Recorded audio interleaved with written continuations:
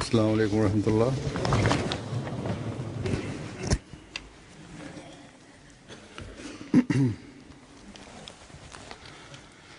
أشهد أن لا إله إلا الله وحده لا شريك له وأشهد أن محمدا عبده ورسوله أما بعد فأعوذ بالله من الشيطان الرجيم بسم الله الرحمن الرحيم الحمد لله رب العالمين الرحمن الرحيم مالك يوم الدين إياك نعبد وإياك نستعين اهدنا الصراط المستقيم صراط الذين أنعمت عليهم غير المغضوب عليهم ولا الضالين.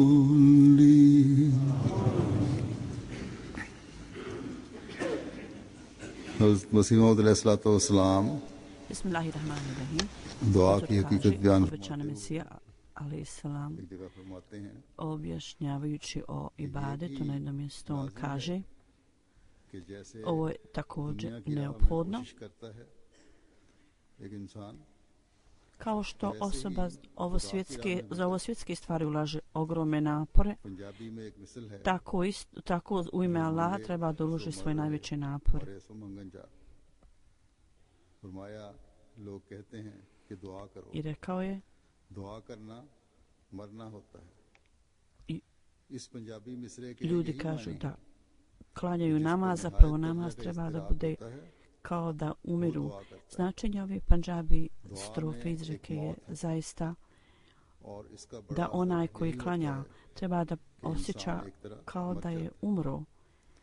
I najvažniji dojam je kao da osoba osjeća kao अगर da je दावा करे umre. कि मेरी प्यास Kao na बुझ primjer गई osoba kad या popije ये jednu उससे बड़ी kap प्यास vode da kaže da je ugasio žeđ. हाँ अगर प्याला भर Ili के da je पीवे rekao da je bio तो इस jako बात की žedan. तस्दीक होगी पूरी सोजिश और I गुजारिश के naravno साथ onda ako जब दुआ popije की punu जाती है čašu, हत्ता कि onda će s pravom moći reći da je zadovoljen. आस्ताना इलाही पर Tako गिर da जाती u है namaz kad je učinjen na takav način obavljen, और इलाही सुन्नत da यही है कि जब osoba ऐसी दुआ potpuno होती है sebe preda na तो Allahovom खुदावंद pragu, ताला या तो उसे कबूल करता kad je है namaz tako या obavljen, उसे जवाब onda देता će Allah Đelešanuhu है।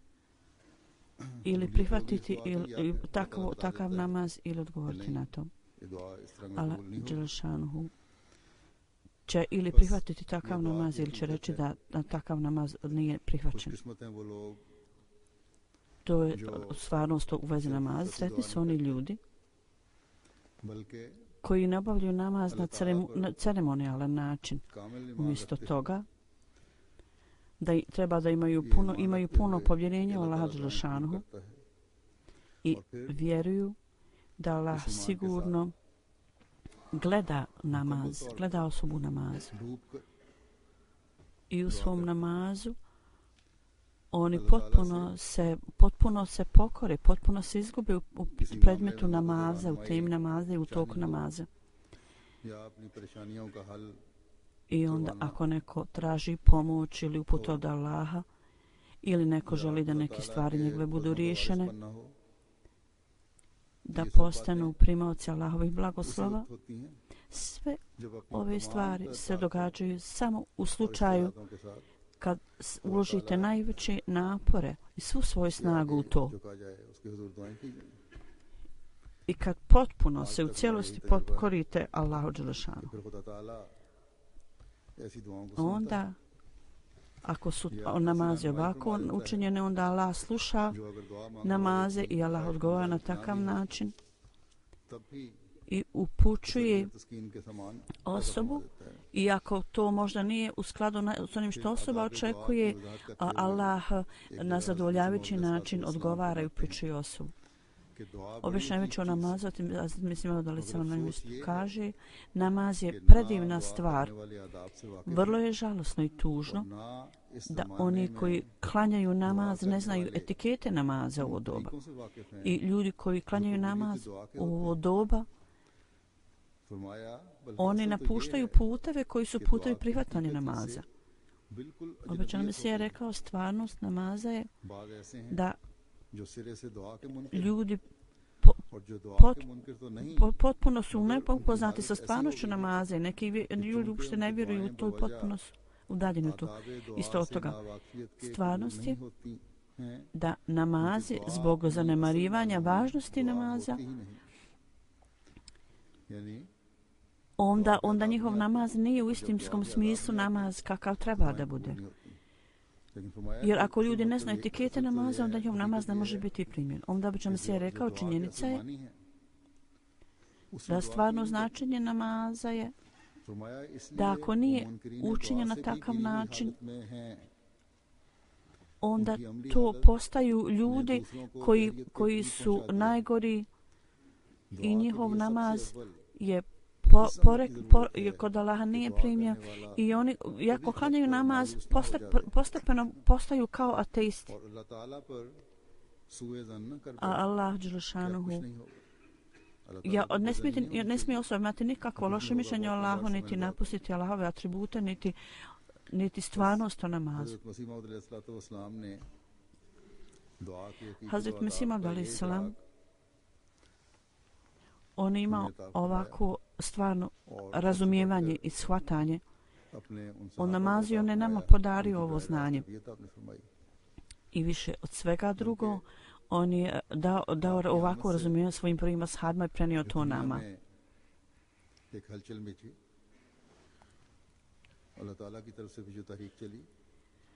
I ogromna promjena, Allah je stvorio ogromnu promjenu koju je Allah Đelešanu odredio da se dogodi kroz ovaj pokret koji je Allah Đelešanu odredio da se osnovi i da započne, obećano Mesija da započne.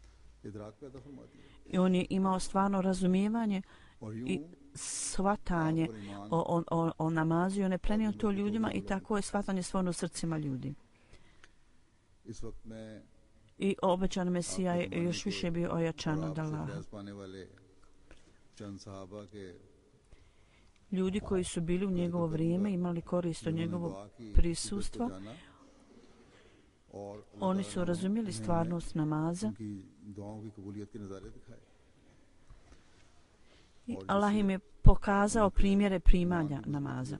Kao rezultat toga njihova vjera je bila ojačana. I to je postalo izvor sredstva upute za druge. Hazret Mian Nawab Sahib prenosi 1906. u Sialkotu odharala je kuga i obustavili su objavljivanje knjiga i mrtvi ljudi su bili svuda oko nas, on kaže. U jednoj oblasti gdje je jedna osoba držala ders, tumačenje Kur'ana, i ova prenosac kaže, ja sam ležao u to vrijeme i molio sam Allah, o Allahu, ja znam da je ovaj čovjek poslan od tebe, da se ga ti poslali, sve bojim da imam znakove kuge. Da me zarazila kuga.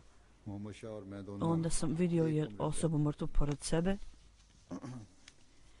Obojica su živjeli u istoj sobi.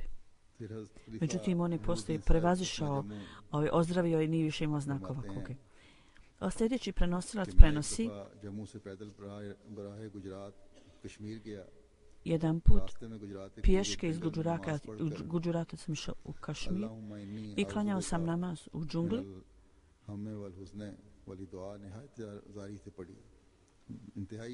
I on je sada prenio dovu jednu na guđarati jeziku i kaže, ja sam na engleskom, ta dova kaže da Allah reformiše, popravi moje stanje i da mi učini da mi posao bude na raspolaganju i da nemam nikakvih teškoća. I poslije toga se dogodilo, Allah pokazao da je primio moje dove, ja nisam imao nekakvog posla, ali je na neki način što sam nešto radio dolazilo je 1000 rupija meni. Sljedeći prenosat kaže, kad su moja djeca, ja sam imao djecu, bio sam u Kadijanu, oni su odjednom dobili visoku temperaturu. Kad sam se vratio kući oko 4 sata, stanje je bilo njihovo vrlo kritično. U stvari samo jedno dijete imamo, izvinjavam se. Brat koji je bio jako potresen gledajući na moje dijete i moja žena je počela da jeca, da plače.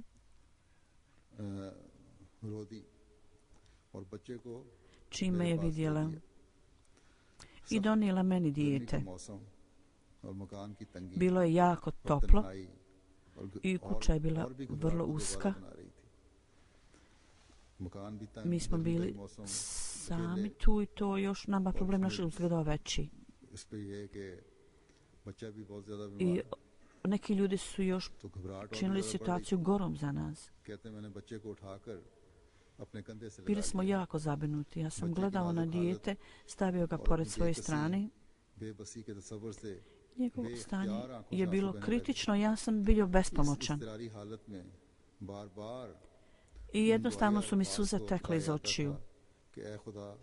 I onda sam ponavljao riječ, o moj Allah, o moj voljeni Allahu, u ovo kritično vrijeme nema nikoga ko može doći da mi olakša, da mi pomogne. Samo si ti taj. Ti nam podari oporavak i pomozi nas iz ove bolesti. Ovaj čovjek kaže, ja sam toliko bio izgubljen u ovoj dovi.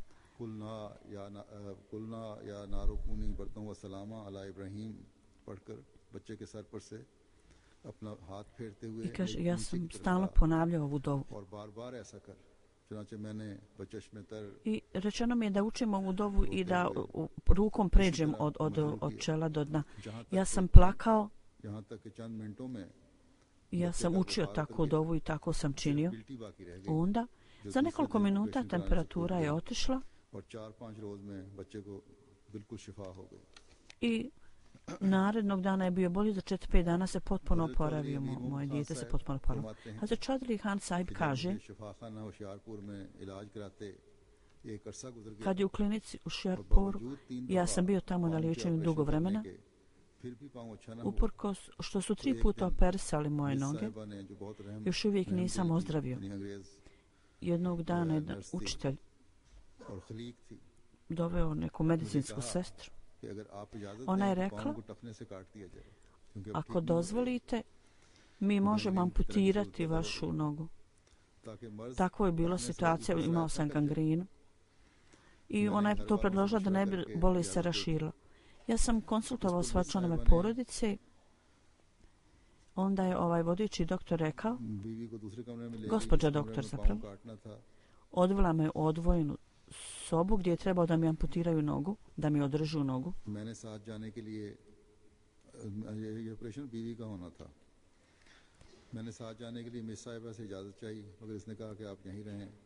Tako, ja sam tražio odobrenje da moja žena ide sa mnom, međutim ona je tražila da ju izvinem i da ona ostane. Tako ja sam se zauzeo u dovama, ja sam neprestano učio dovu.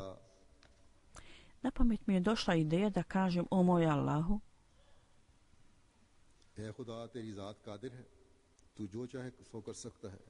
ti imaš moć da radiš šta god hoćeš. Ja te sada molim da me spasiš, da mi ne bude odrezana noga. Ako mi bude odrezana noga, to će biti moja mahana za cijeli život. Ja sam stavljao svoje čelo na pod, padao sam na seđdu i molio sam Allaha. U to vrijeme sam čuo glas koji u prevodu kaže, nikada nemoj biti razočaran Allahovu milost. Onda sam vidio da medicinska sestra dolazi prema meni trčeći i rekla je ja ću očistiti nogu lično i neće mu sadati sjeći nogu, nego ćemo vidjeti za kasnije. Jedan put kad se to odreže, onda više nema noge. I ovaj čovjek kaže ja sam dao meni, bio sam tako siguran u Allah, on je meni dao tu radosnu vijest da nikad ne budem razočaran u Allahovu milosti, tako se je dogodilo da mi je noga bila spašena. Sljedeći prenosilac kaže neki zbog velikih troškova na poslu neki ljudi su dobili otkaz. Ja sam bio jako zabrinut. U toj teškoj situaciji je jedina mogućnost bila da molim Allaha. Kad je došao Ramazan, ja sam otišao u itikaf i ja sam još revnosnije molio Allaha. On se da rekao na Pandžabi u prevodu. Kad dođe vrijeme za ovu radosnu vijest i kada je situacija vrlo pogoršala se, onda sam dobio još jednu od Allaha kao poruku i objavu na perzijskom. Poslije te radosne vijesti, Allah dželešanu me blagoslovio sinom čije ime bilo Mahmud Ahmed. Poslije toga, u 26. augusta,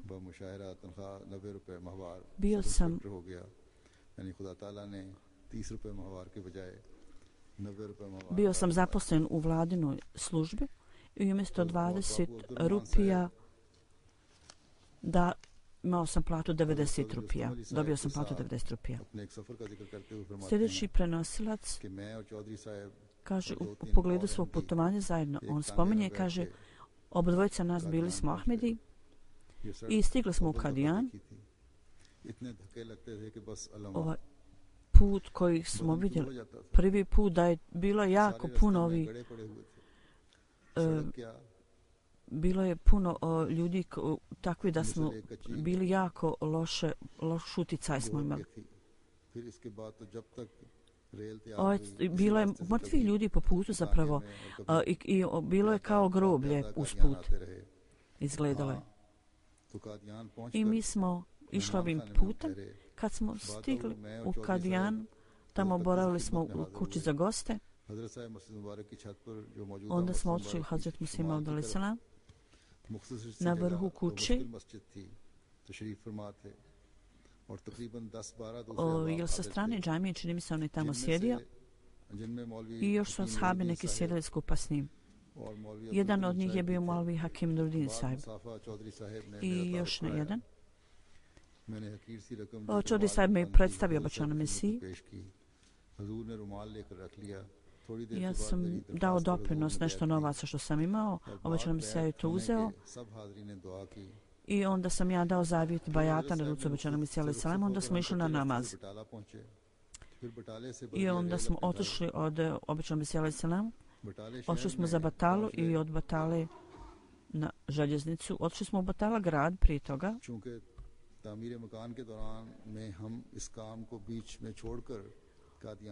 U vrijeme izgradnje kuće mi smo tamo napustili posao i otišli smo u Kadijan. To je bilo u tom periodu. Valjda kad je ovaj drugi čovjek gradio kuću. I onda poslije toga smo završili, bio je završen prvi sprat, bio drugi u izgradnji. Onda se on razbolio, imao je visoku temperaturu. I ovaj čovjek sahib je svaki dan pitao za moje zdravlje i dao je osiguranje i kaže ja svaki dan pišem obećanom Mesiji i tražim dove. Jedan dan u toku dana ja sam usno vidio da je moja rahmetli sestra kaže da je dova primljena.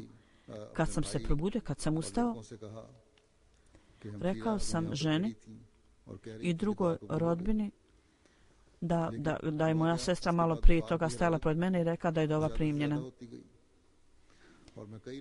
Međutim, temperatura se još više povećala. I nekoliko dana bio sam potpuno bez svijesti. Svi su bili jako razočarani. I ovaj moj prijatelj je bio jako zabrinut i on je mislio da ću ja umrijeti. I svi su ljudi rekli da je to zato što sam dao zavjet bajata, što sam primio Ahmedija. I da će to biti vrlo loš dojam ostaviti na ljude. Međutim, moj prijatelj je Čaudisa nastavio moliti Allaha i svaki dan pisao obećao selam. Zahvaljujući Allahu dželešanu, ja sam počeo da se osjećam bolje i za nekoliko dana potpuno sam ozdravio. I klanjao sam Bajram namaz u džami. Allah dželešanu je pokazao da su te dove zaista bile primljene, da je on primio te dove. Hazret Hafiz Mubarak Sahab prenosi Hazret Khalifa Evvel, prvi halifa, jako je poštovao Malik Khan sahiba.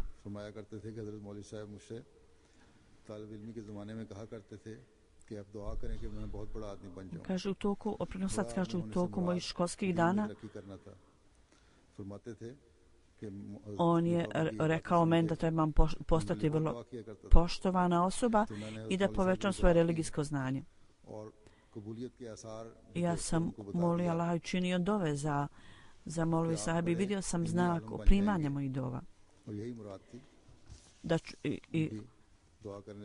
I kao da čuo glas da postaćeš veliki vjerski učenjak.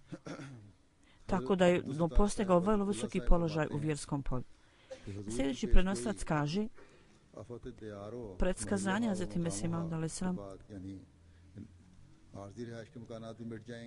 koje u prevodu kaže privremeni ovo boravište bit će potpuno zbrisano.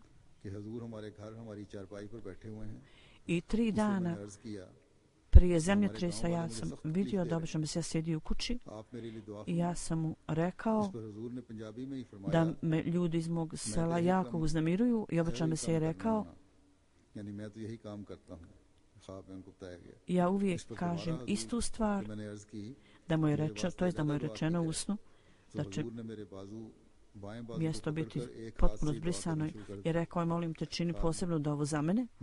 Ja sam rekao zapravo obećan Mesih i on je odmah počeo da uči dove i ja sam podigao ruke, čovjek kaže i molio Allaha. I nastao je zemljotres i ja sam skoro bio pao.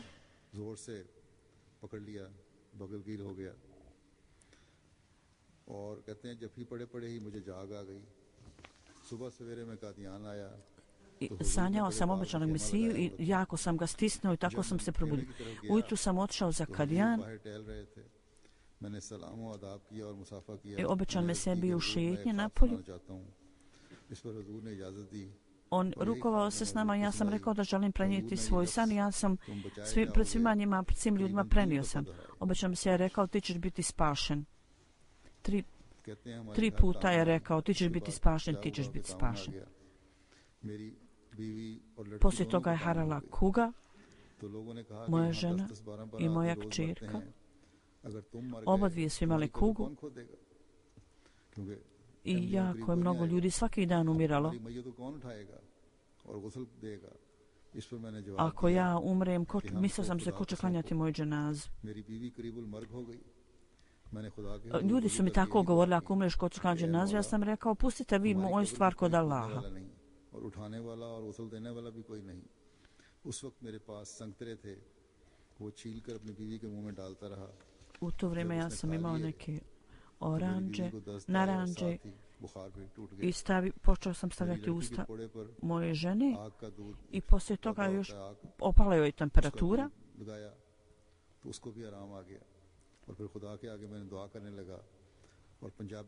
i ja sam onda dao i kćerki i ja sam počeo da molim Allaha dželešanu i jednostavno su ti riječi dolaze na moje usta da kažem alhamdulillah i još jednu dovu na urdu. Poslije toga su i moja žena i moja kćerka bili spašeni. Običan Mesija mi je 3 puta rekao ti ćeš biti spašen, ti ćeš biti spašen, ti ćeš biti spašen. Allahovu milošću tako se je dogodilo, ja i moja porodica smo bili spašeni. Mir मेहदी हुसैन साहब Hazret Mir Hussein sahib, बयान करते हैं Mir कि Mehdi एक रोज Hussein का जिक्र sahib, है kaže कि मैं सुबह की jedan नमाज dan पढ़कर मस्जिद मुबारक से पीर सिराजुल हक poslije साहब के sabah साथ namaza उनके मकान के ja ज़ीने sam पे खड़ा skupa हुआ। sa Pir sahibom पीर साहब कोई लंबा किस्सा stajao u किसी का vratima जिक्र कर njegove रहे थे। kuće मुझे गैबी i तार के Pir जरिए sahib je मालूम हुआ spominjao dugu कि मेरी priču o जान nekome. खतरे में है।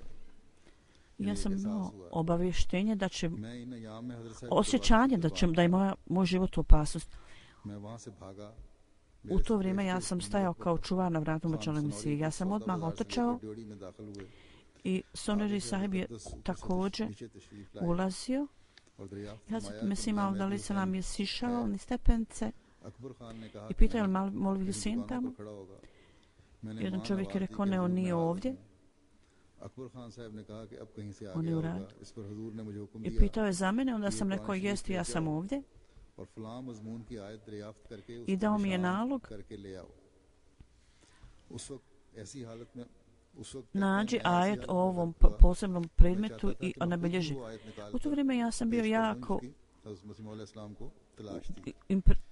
nadahnut time da lično nađem taj ajet i da pošaljem običnom Mesiji alejhi selam. Ali za mene nije izgledalo moguće.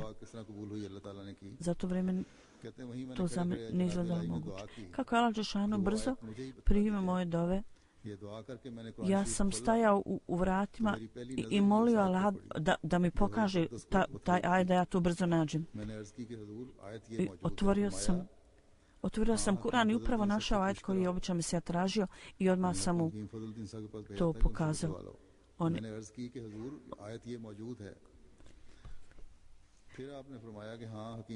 I onda običan Mesija je rekao drugom čovjeku idi traži taj ajet. Ja sam onda rekao običan Mesiji evo ja sam našao ajet je tu.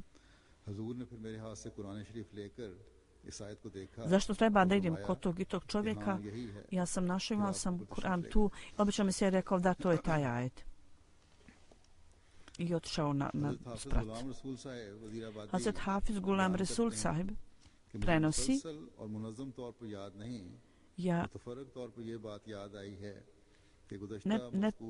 ne sjećam se vrlo živo, ali se sjećam da u zadnje vrijeme bilo je nešto što je objavio običan Mesija alejhi selam na jednom velikom skupu ko bila revolucija, objava o pogledu filozofije učenja islama u njegovom predavanju koje je trebalo biti održano na skupu religije. Ja nisam slušao dobro. Običan Mesija zapravo također nije bio dobro i on nije... Običan Mesija je rekao da će njegov članak biti, njegov govor biti proglašen najboljim i da se niko ne može takmičiti sa Allahovim znanjem, da je to nedahnuće njegovo od Allaha. Sa velikom teškoćom ja sam hodao i bio sam bolestan. Ljudi su slušali predavanja ranijih govornika, ali nisu imali interesa velikog, u tom nisu bili impresionirani. Međutim, kad je ovaj koji je čitao govor običnog Mesija, ljudi su jednostavno bili to potpuno zanimili i potpuno je čitava sala, čitava auditorij utonuo u muk i tišinu. I svi su slušali s takvom maksimalnom pažnjom govor običnog Mesija alejhi selam. Kad je njegov govor završen, ja sam trenutno od istog časa digao ruke i molio Allaha. Ja Rabi, ti uputi ispravne ljude. I molio sam Allaha, ako je ovo osoba o kojoj je časni poslanik sallallahu alejhi ve sellem dao predskazanje, onda daj mi blagoslove toga i uputi me. Kad sam izašao na glavnu kapiju, osjećao sam kao da uopšte nemam nikakve bolesti, da sam potpuno ozdravio. I poslije toga ja nikada nisam imao nikakve bolesti. On je također prihvatio Ahmedijet. Sljedeći prenoslac kaže da u istraga u Karmudinu sudija koji je bio prije, onda je bio poslije toga još jedan Arija. On mi je dao ovu obavijest, informaciju. Jedan moj prijatelj je bio Arija i on je došao i rekao me na našem komitetu je određeno da će vrlo stroga kazna biti data Mirzi sahibu obećanom Mesiji alejhi selam. Kad sam ja to čuo, ja sam to odmah spomenuo obećanom Mesiji, on je rekao uči dove. I on je učio dove. Kad sam otišao obećanom Mesiji alejhi selam, bio je vrijeme sabah namaza. I ja sam vjerovatno učio salavate.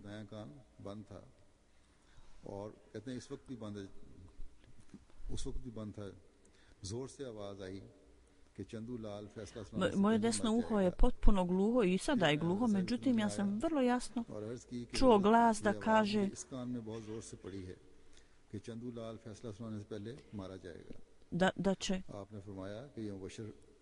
da će on, ako proglasi sudija, ako proglasi ovaj sud, umrijeti. Ja sam to prenio obećanom Mesiji alejhi selam da sam čuo taj glas.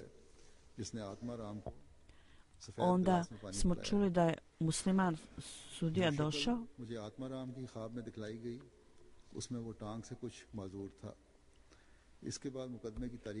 i ja sam vidio, on kao da je vidio neko lice ili usnu. On je poslije premještaja negdje otišao, sudija i drugi. I ja sam ga upravo usnu vidio tako, kako sam poslije vidio da je to ta osoba, vidio sam ga usnu da je drugi sudija došao, da će drugi sudija doći biti nadomješten.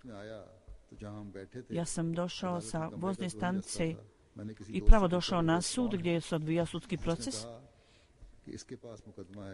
I ja sam pitao ko je ova osoba. Oni su rekli da je to taj koji će obrađivati slučaj obećanog Mesija alejhi selam.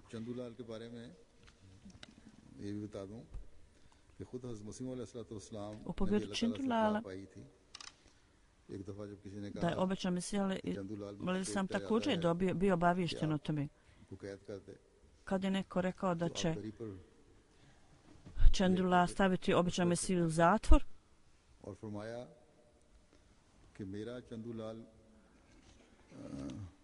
कि मैं चंदूलाल को अदालत की कुर्सी पर नहीं देखता। चुनाचे obećan Mesija je rekao, ja ne vidim da će Čendula sjesti na stolicu sudije. On je tako onda on je htio da proglasi obećan Mesija krivim, on je zato bio skinut sa svog položaja, skinuli su ga vlasti i odvezli su ga Čendula zbog nečega i on je umro je nekom nasilnom smrću, nešto se dogodilo s njim. Hazreti Mesih Maud alejhi selam, kad su bile prilike takve, on je sam činio dove i od Allaha je dobivao zadovoljavajuće vijesti i tražio od svojih ashaba da čine dove. I također kad bi njegova ashabi ga obavijestili, će davao komentar svog. A sljedeći prenosilac kaže, kad sam ja primio Ahmedijet, ja sam volio da čitam objave obećanog Mesija alejhi selam.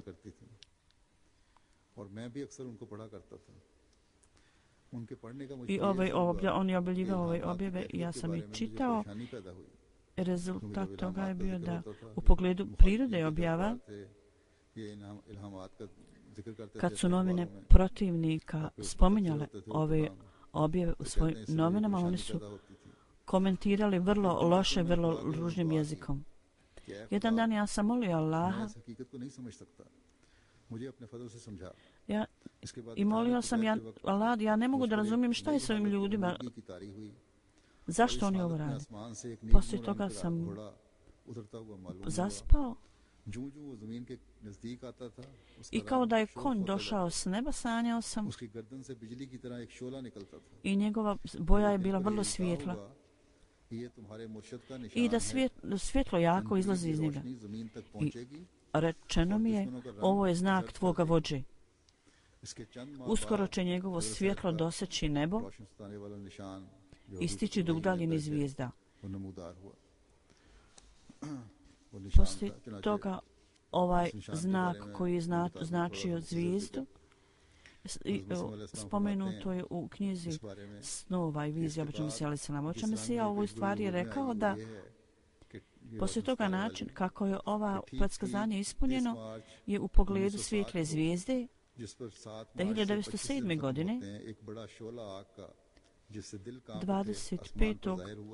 dana poslije predskazanja bila je svijetla zvijezda, pojavila se i njeno svjetlo je sijalo sa velike udaljenosti i širilo se. I vidjelo se da pada na zemlju.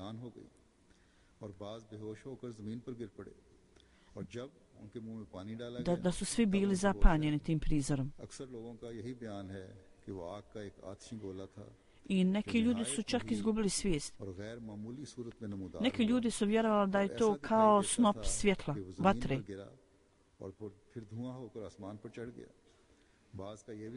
Izgledalo kao da je ono palo na zemlju i da se njegov dim dizao do neba. I većina ljudi su rekli da je to bila vatra koja od sjevera odšla do juga, proširila.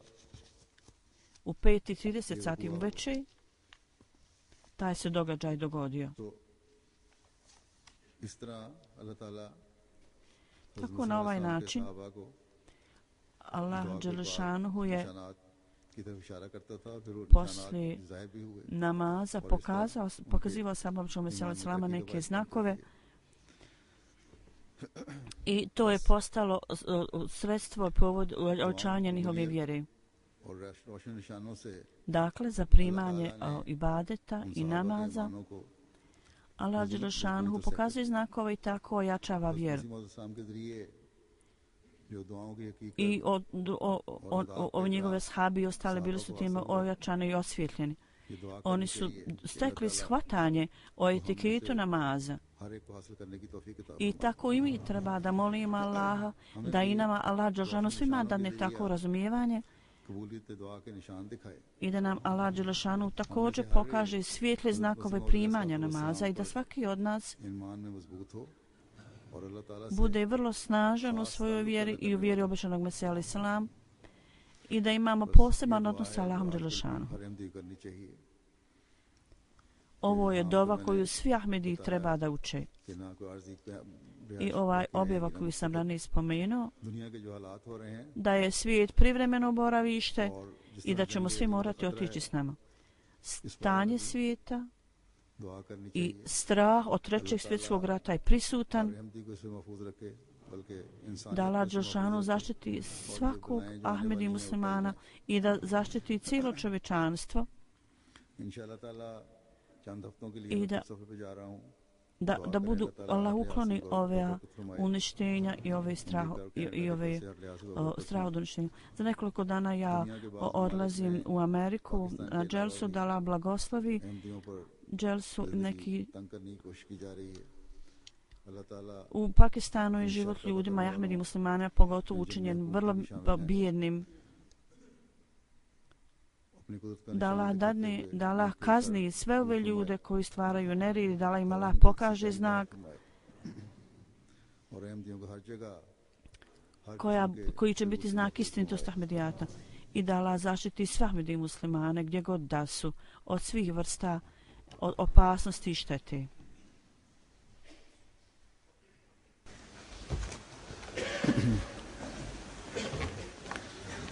Alhamdulillah nahmaduhu wa nasta'inuhu wa nastaghfiruhu wa nu'minu bihi wa natawakkalu alayhi wa na'udhu billahi min shururi anfusina wa min sayyiati a'malina.